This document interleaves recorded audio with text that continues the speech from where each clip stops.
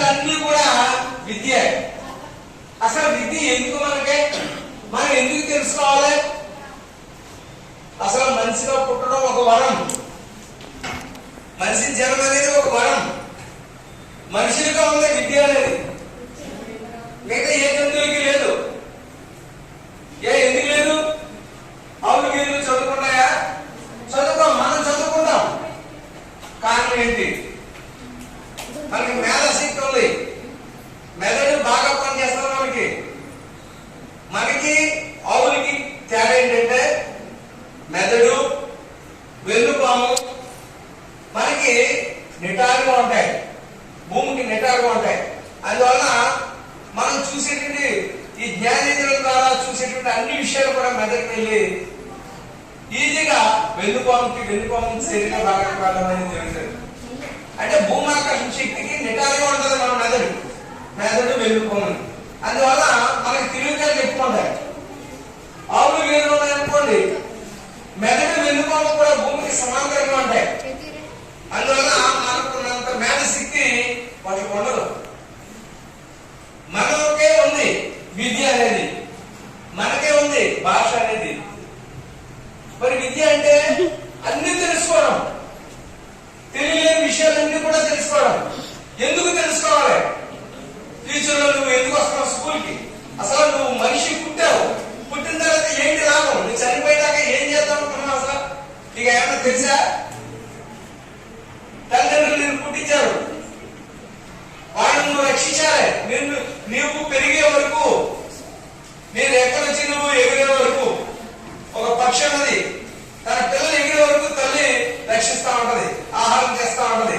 మీ తల్లిదండ్రులు ఎంత కష్టపడి శ్రమతో వచ్చి నీకు తెలియకుండా అనేక రకమైన కూలి పనులు చేసి నువ్వు కనబడితే ఆ పని చేస్తుంటే నువ్వు చూస్తే బాధపడతావని ఏ పనికి వెళ్తావో కూడా చెప్పడం తల్లిదండ్రులు మీలో. అటువంటి పని చేసి మిమ్మల్ని చదివిస్తున్నారు. మీరేం చేయాలి? బాగా చదువుకోవాలి, బాగా వినాలి.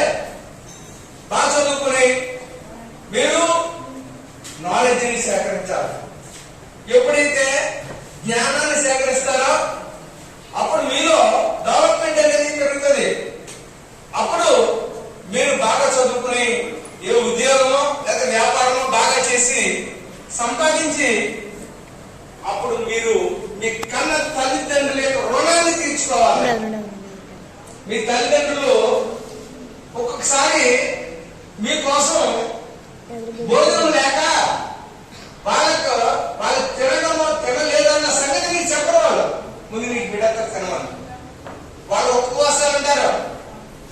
ఆ విషయం మీకు తెలియదు. కష్టపడి తెచ్చి చాలకపోతే వాళ్ళు వాటర్ తాగి ఉపవాసం ఉండే రోజులు కూడా ఉంటాయి. ఆ విషయాలు మీకు తెలవడం. తెలిస్తే మీరు బాధపడతారని, తెలిస్తే మీరు బాధపడతారని. మీ తల్లిదండ్రులు ఏం కోరుకుంటారు?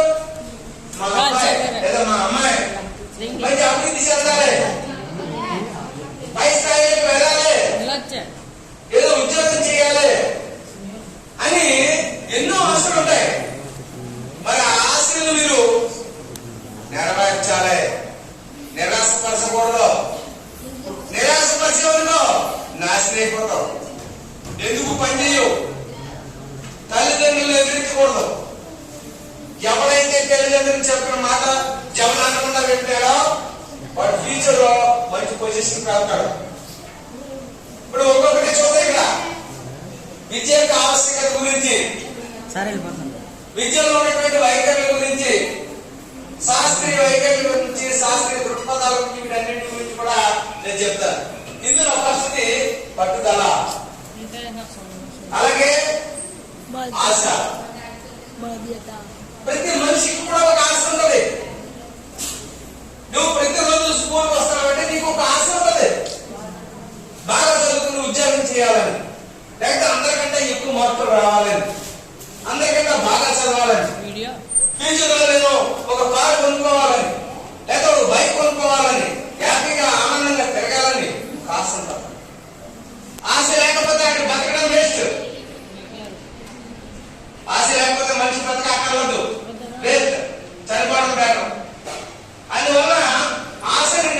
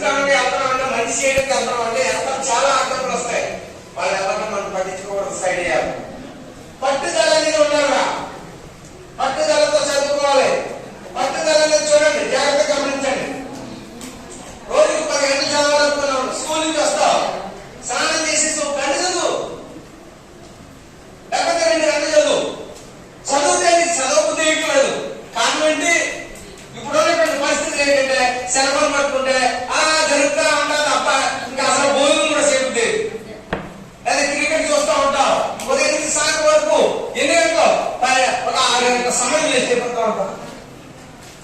ఎందుకండి అవసరమైనది ఎప్పుడో ఒక అరగంట చూడు, టీవీ చూడు, ఒక అరగంట వార్తలు చూడు, ప్రపంచంలో ఉన్నటువంటి వార్తలు తెలిస్తే నీకు జరిగే విషయాలనేది.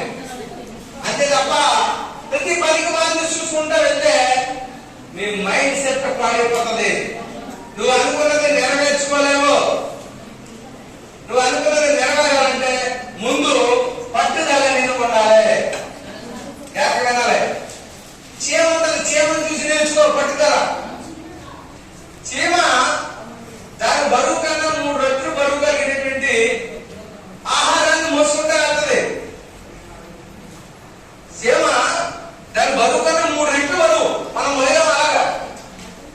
నా వరి 50 కేజీలు అనుకోండి, నేను 150 కేజీలు మొదలాను. నేను చీమ కాదు, దాని బరువును 3 రెట్లు బరువు కలిగినటువంటి బరువుని మోసుకుంటూ తోసుకుంటూ వెళ్తుంది. ఎందుకు? అది వర్షాకాలంలో వర్షం వస్తే ఆహారం తెచ్చుకోవడానికి కష్టం కాబట్టి వేసవికాలం అంతా అప్పగేసి దిక్కుని దాచుకోవడానికి తీసుకెళ్తా ఉన్నది ఆహారాన్ని. ఒక చీమ దాన్ని వెళ్ళేటప్పుడు ఇలా తోసుకుంటూ వెళ్తున్న ఆహారాన్ని, కానీ ఎదురేమనిపించింది? ఒక కాలం దాటాలి. ఎలా వెళ్తుంది? వెళ్ళలేదు. అప్పుడు ఏం చేసిందంట? ఇంత పెద్ద దాన్ని మోయడం కష్టం కాబట్టి, కొంచెం దాటాలి కాబట్టి, చాలా కష్టం కాబట్టి అది ఏం చేసిందంట? బరువు పైకెత్తడం కష్టమైపోతుంది, దొరికిపోకుండా అవుతుంది.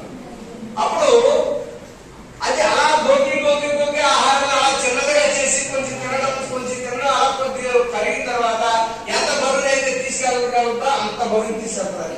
అది అలసిపోవాలంటారు ఎప్పుడు కూడా. చీమను చూసి నేర్చుకోవాలి మనం. అది చిన్నదైనా అది పొదుపుని నేర్చుకుంటది. దానిలో ఉన్నటువంటి ఎనర్జీని నాకు బోలంత ఎనర్జీ ఉంది, నేను వాడతాను అన్నట్టు ఉంటుంది. మనం ఒక అరగంట చదివితే నేను అలసిపోయాను, ఇంకా నేను చదవలేను అని అనుకుంటావు, కానీ చదవగలవు. ఆ విషయం నీకు తెలీదు. నువ్వు కొంచెం ఓపిక తెచ్చుకుని నువ్వు చదివితే నీకు అలవాటు అయిపోతుంది. ఏ పనైనా సరే మొట్టమొదటి చేసేటప్పుడు చాలా కష్టంగా ఉంటుంది. ఒక మంచి పని చేసేటప్పుడు